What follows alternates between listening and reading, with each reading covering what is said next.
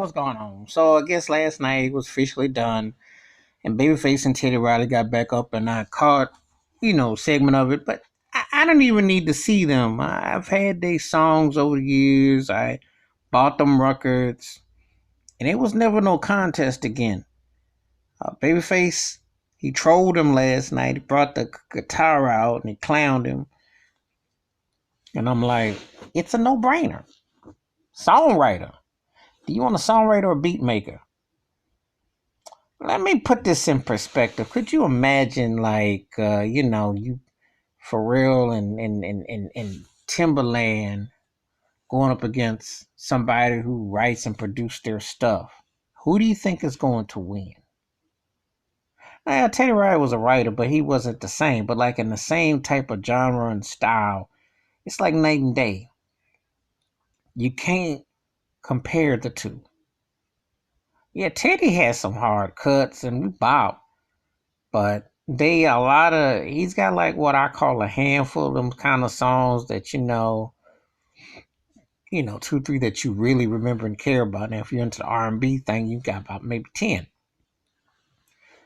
But Babyface was dominant, dominant. We're talking like a 10-year run, and we're not even talking about his own stuff. We don't even talk about Whip Appeal. Or if you want to throw for the cool in you out there. I mean, this guy was dominant. Not to mention great songs for Tevin Campbell and Tony Braxton and After Seven and the Whispers. He did, and of course, Boys to Men, legendary songs. He's a songwriter, and he's gonna win this. Yes, I know they're gonna people. It's great to see two soul brothers getting acknowledged, and that's all that. But if you're going for a clear cut winner, it's not close. See, hip hop messed up musicianship, and I'm gonna tell you why. Not just sampling and looping, but also when you talk about how do you put a somebody who knows the aesthetics of making music. I don't usually agree with too much of Quincy Jones said. However, when he came on and was asked if Kanye West was a genius, he laughed. He said, "What? He can't compose concertos and the nuances." And he was right about that.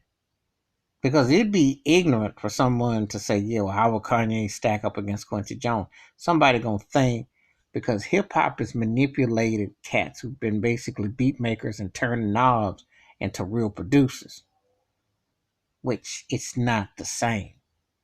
It's not even close. It's like if you was to stick Tom Bell up against Dr. Dre, who you think is gonna run over the person? Tom Bell is. That man composed new tones on all instruments and writing and conducting.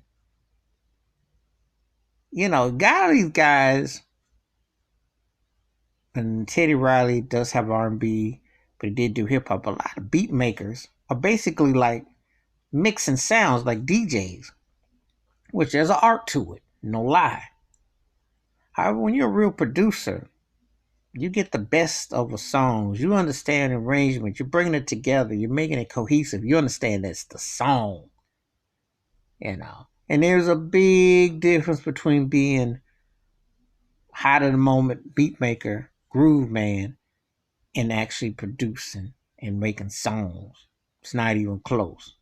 And a lot of people who of a certain time period, or I'm not going to even use it as an age thing, because a lot of the heads who grew up on hip hop back in the day, bop, which is cool, but even they don't respect that. And the big difference between that and what Babyface and Teddy Riley was that Babyface wrote songs. Like, them songs still hold up. Like, who did Teddy Riley work with female that's seeing Tony Braxton? He hit with High Five, and I like that High Five. I used to play Kissing Game like crazy back in the day. But them High Five joints, which were cool, ain't seeing Can We Talk. Or them songs he did, or what Babyface did with Tevin Campbell. Or with Bobby Brown. Not like that. Now, prerogative is arguably probably more important, but don't be cruel. Every little step I take, they still catch it. They still sing along joints. They still sing along. Babyface had that ear. So there's the big difference between when you see a songwriter and a beat maker. That's one of the big issues I see what goes on a lot of today. And when you try to have a real conversation with people, they don't want to hear you, but where's the difference? But Babyface trolled him too. He knew, because you got to understand what Babyface grew up on. Babyface came up on songwriters, okay? And a precursor to Teddy Riley was Leon Silvers Sr. Behind the Whispers, In the Raw, Keep on Loving Me, and a lot of classics. And the beat goes on. When you hear that, that's how you connect the two. See, Babyface could say, "Look, I've seen you before," and it was Leon Silvers Sr. Leon Silvers. You gotta understand how music. Understand it. All right, that's my thoughts and takes about Babyface spanking up on Teddy Riley. The difference between songwriting and beat making. I do like Teddy Riley, but he was out of his league in this one. Hit the like, subscribe, and the bell rings a new video. Wash your hands, keep your mind clear, watch out for one another, and learn the difference between songwriting and beat making, because there's a big fundamental difference. Big difference. That's what a lot of people are labeling a lot of these acts out here, genius and great. They get exposed when they don't have no depth. I'm out.